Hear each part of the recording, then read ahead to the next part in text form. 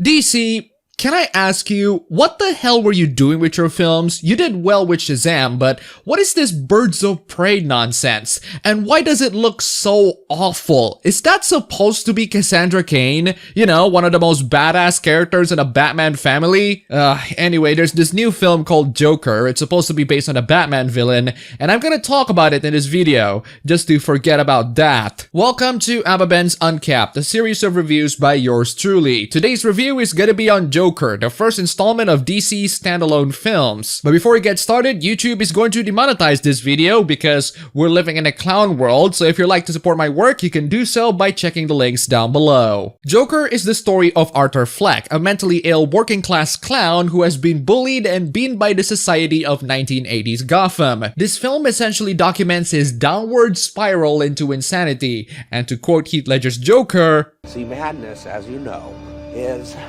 like gravity. All it takes is a little push."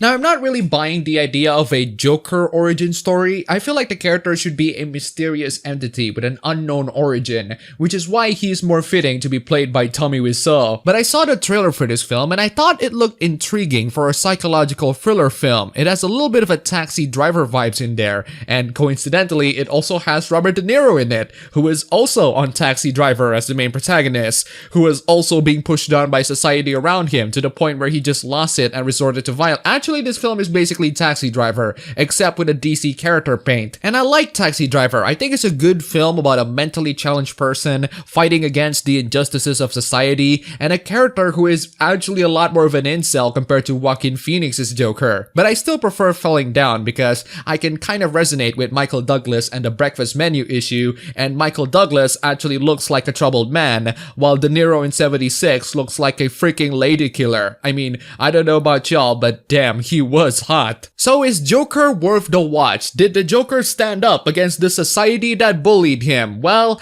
I suppose I'm gonna have to drop my usual catchphrase to describe this film.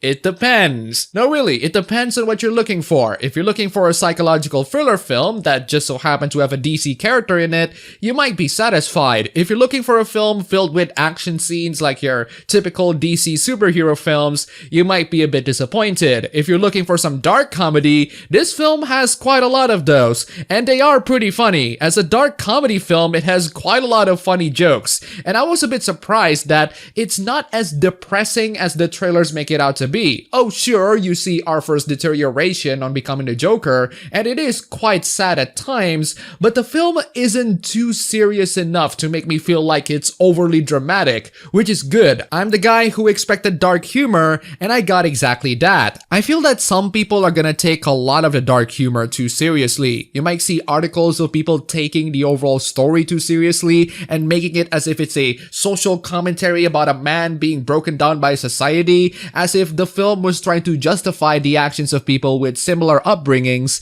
in real life. Not really, the film is merely showing you why and how someone like Arthur would do the horrendous things that he did. The film even questions Arthur's morality, with Robert De Niro's character at the very end, which actually got Arthur to talk about society and finally embracing the meme. Joaquin Phoenix mostly plays the role of a sad, depressed, and mentally challenged man, and he did a good job on being that. You do sympathize with him and his issues, but at the same time, you don't condone a lot of the actions that he did. As the Joker, holy moly, he's actually really good. There are only very few scenes where you can see him playing that Joker role that we all know and love, but thanks to the film putting him as the main focus, we also know that he's still a sick and depressed man. So he's not just playing a sick and psychotic man, but a sick, psychotic, and also depressed man. One thing that I do love about this film is that it manages to successfully make the society that the Joker lives in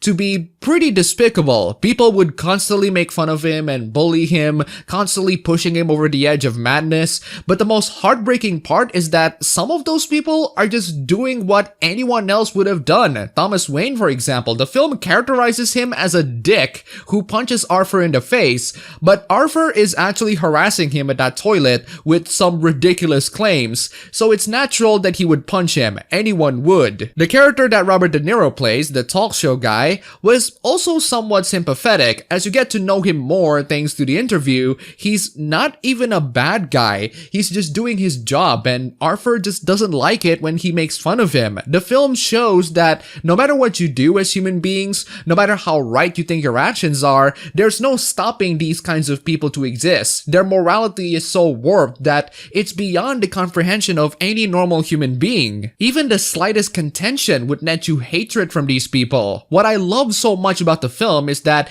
it shows Arthur's character progressing into the Joker rather than telling them through expositions. The dialogues that the characters have are actually significant for the character building and not one reserved for exposition or character X should go to Y because Z. It's a character-based film that was directed with style and grace and knows where and when to focus on them. And one thing that I find surprising about this film is that instead of making Joker's origin story more clear, it actually makes it more ambiguous as time went on and more true to the character than I thought, which is excellent. The film is not perfect, however. Any association between this film and young Bruce Wayne is just unnecessary and stupid. The film would have worked well if it's just about a clown descending into madness, but adding Bruce Wayne into the mix, and who is still very young at that time, would only make it confusing. If this version of Bruce Wayne will fight the Joker as Batman, I think the Joker would be on a retirement home. There was a scene at the end of the film involving Bruce Wayne that makes me laugh because of how dumb it is. I can't believe that the filmmakers would pull that off in this film. It's just unnecessary and stupid. But overall, Joker is good. Not great, but definitely good. And I liked it. It's a good psychological thriller film for some of you, and for me, it's a really good black comedy film. Go see it in the theaters if you're interested, and don't forget to tell the moralizing press to go screw themselves.